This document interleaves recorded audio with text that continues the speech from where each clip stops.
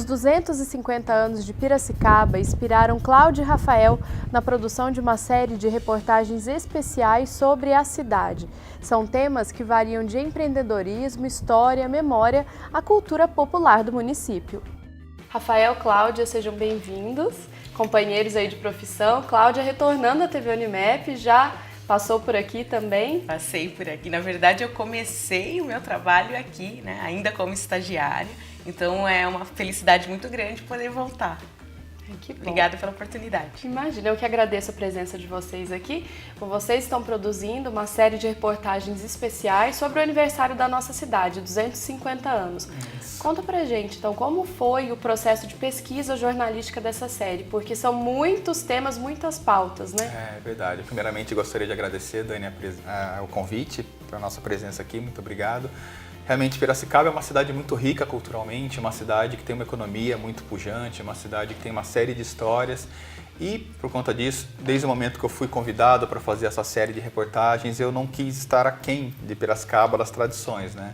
Então, a gente buscou pesquisar muito atrás de bibliografia, atrás de materiais, rodamos em bibliotecas, falamos com vários pesquisadores, historiadores, conhecidos na cidade e outros que têm um trabalho muito legal de resgate das tradições, resgate da história. E isso nos rendeu uma série de pautas muito interessantes, assim, algumas até desconhecidas pela maioria das pessoas. E isso a gente está trazendo à tona. As pessoas podem acompanhar, então, ao longo desse mês de agosto, muita coisa boa para ver muitas histórias que estão sendo contadas sobre Piracicaba. É até legal você contar um pouco desse processo, porque as pessoas muitas vezes veem a reportagem pronta e não sabem o que acontece, esse processo de investigação do jornalista, sim, né? Sim. Por ser uma série especial, a gente buscou aprofundar alguns assuntos e trazer algumas questões que talvez sejam até desconhecidas por boa parte da população, né? E Piracicaba é muito rica nesse setor, nos setores principalmente cultural, como do setor do esporte, economia, enfim. Então, a gente quis trabalhar dessa forma interdisciplinar, buscando várias temáticas e o resultado está sendo bem legal. A gente tem gostado bastante, né, Cláudia? Porque são 250 anos, né? Todo ano os veículos fazem alguma homenagem, né? E retomam as manifestações populares, né? A questão de Piracicaba ser economicamente importante, pesquisas no agronegócio, enfim. A gente procurou trazer algo que seja novo para o leitor, né? E eu acho que tá dando certo, né, Rafa? Tem sido bem legal. Tem sido uma experiência bem legal. A gente tem tido um feedback muito legal, né? Nós procuramos não abandonar essa questão da história de Piracicaba, né, voltada às suas tradições, a festa do divino, aquilo que todo ano sabe que vai ser pauta, né? Mas trazer algum ponto ali que estava escondido. Por exemplo, o Rafa fez uma pesquisa bastante interessante no Museu Prudente de Moraes, né? No Martha Watts também. Então, assim, a gente procurou dividir essas pautas num enfoque histórico, né? E claro que aí a questão cultural está como pano de fundo, mas vocês vão acompanhar, né? Também vai ter muita novidade e a gente quer trazer para o cenário atual de Piracicaba, questões econômicas, né? A questão das universidades, como é que Piracicaba é um berço, né? Nesse sentido também. Então, procurar dividir essa temática, não só questões históricas, culturais, mas também econômicas, políticas. Né? Ele deu uma matéria sobre, você pode falar melhor, né? Sobre o Prudente de Moraes, né? O Prudente de Moraes, para quem não sabe, foi o terceiro presidente civil do Brasil, né? Aliás, foi o terceiro presidente do Brasil, o primeiro presidente civil do Brasil. Ele nasceu em Itu, mas ele veio para Piracicaba e viveu boa parte da vida aqui, morreu em Piracicaba. A casa onde ele viveu é a casa onde hoje está instalado o Museu Prudente de Moraes, né? E tem algumas histórias muito interessantes sobre ele. Ele era, por exemplo, considerado um precursor na propaganda política. Era um cara que buscava esse trabalho, buscava proximidade junto à imprensa, aos jornais da época, e ele era do Partido Republicano na época e buscava esse marketing em prol do partido, então conseguia votos, participava de comícios para outros candidatos, né, do partido, trabalhou inclusive na época com o corpo a corpo, que era uma coisa que hoje é muito tradicional, os políticos fazem, ele começou fazendo isso, e da questão mais privada, propriamente dita dele, ele gostava muito de jabuticabas. Então, nessa residência, que era a residência dele hoje, onde está o museu, ele tinha cerca de 40 jabuticabeiras. Nossa! Ele gostava muito e tinha um sistema de drenagem muito moderno para a época. A gente está falando de final de 1800. Ele foi presidente do Brasil entre 1894 e 1898. Tinha um sistema de drenagem próprio. Cada árvore tinha uma mangueira que levava água até ela.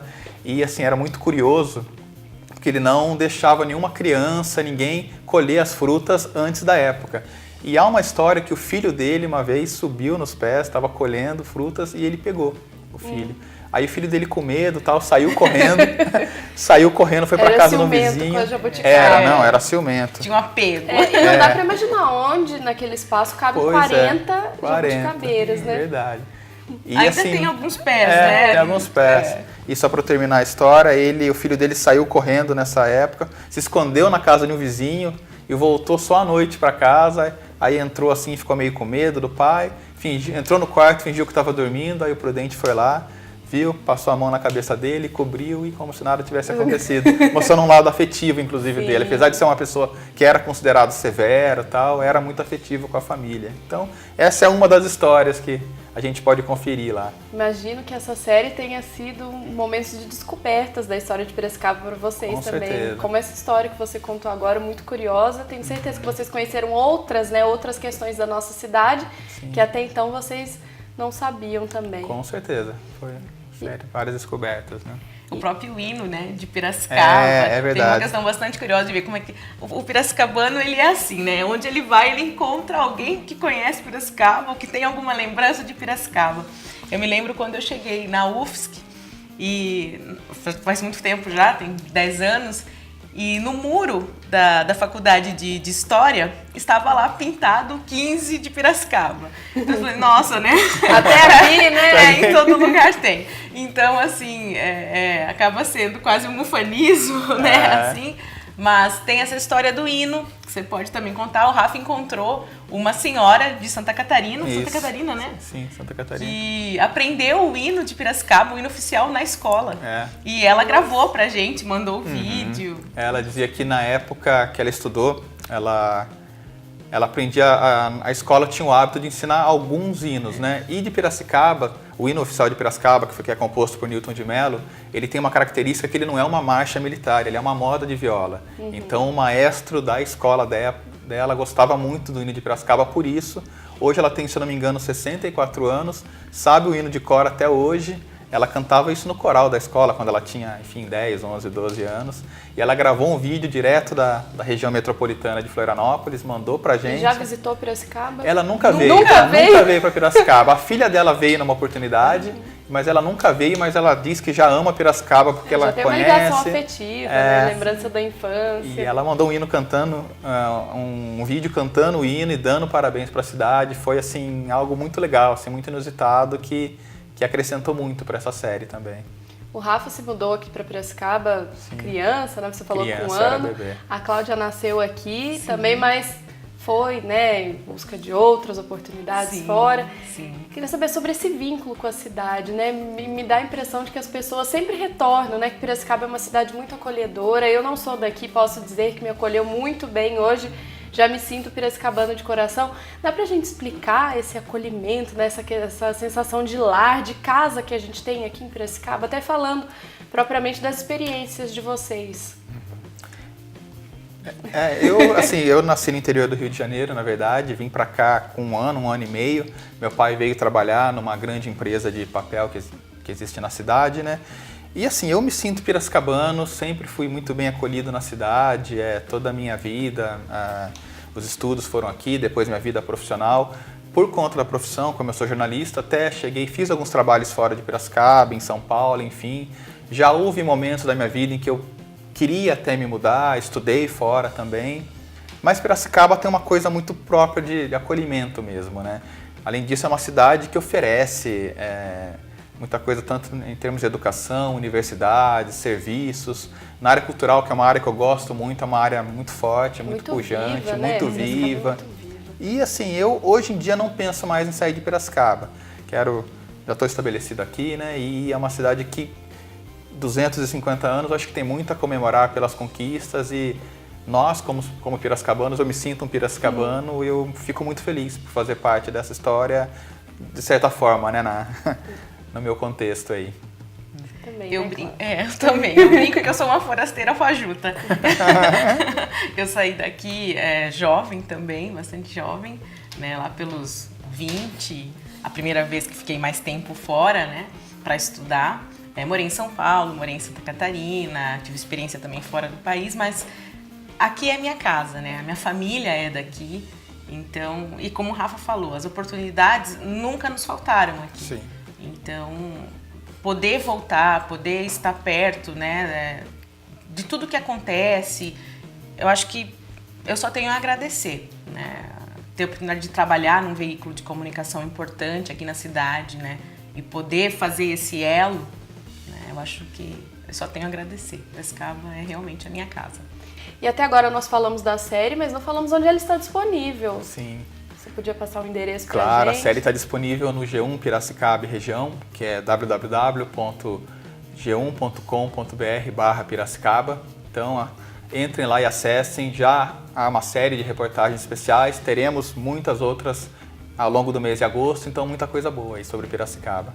Agora, para a gente encerrar a nossa entrevista, eu sei que você também tem um projeto aqui na cidade que fala muito dessa relação de história, memória, de educomunicação. Conta pra gente como é o funcionamento desse projeto. Legal, o projeto Educomunicação e Memória é um projeto contemplado pelo Fundo de Apoio à Cultura, né, que é da Secretaria Municipal de Ação Cultural e Turismo.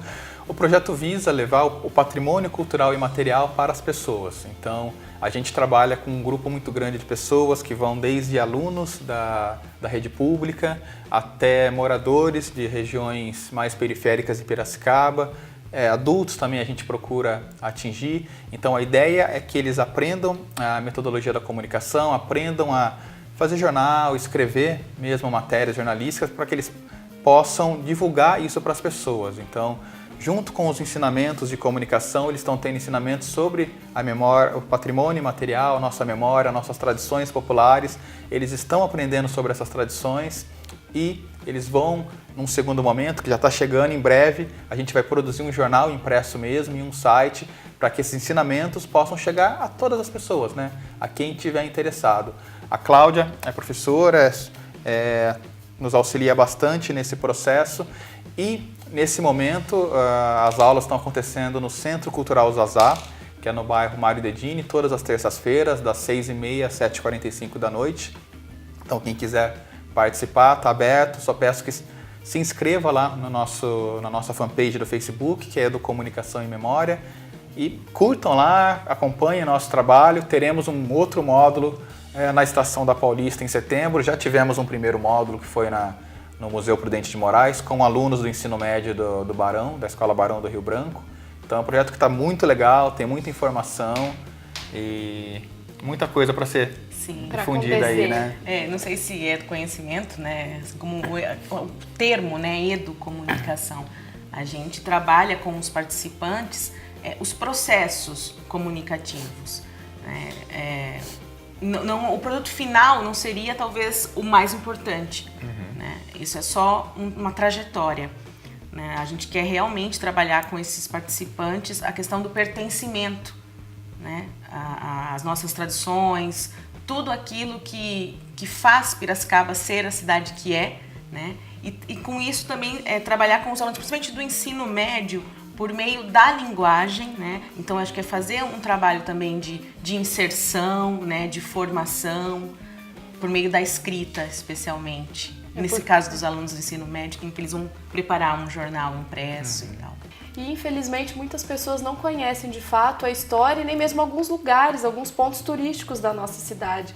Parece distante a gente falar isso, né? Muito além da nossa realidade. Imaginar que alguém aqui que mora em Piracicaba não conhece a Rua do Porto, né? Não conhece alguns espaços tradicionais da cidade, mas isso existe de fato. Existe. A gente teve casos, inclusive, de alunos com os quais a gente trabalhou que não conhecia a Festa do Divino, que é uma festa que acontece desde 1826. Foram 191 anos de festa e muitos não conheciam, passaram a conhecer, foram conosco à festa e adoraram e passaram a difundir isso para a família. Então, muitas tradições populares também que a gente vê no dia a dia, nos acontecimentos culturais.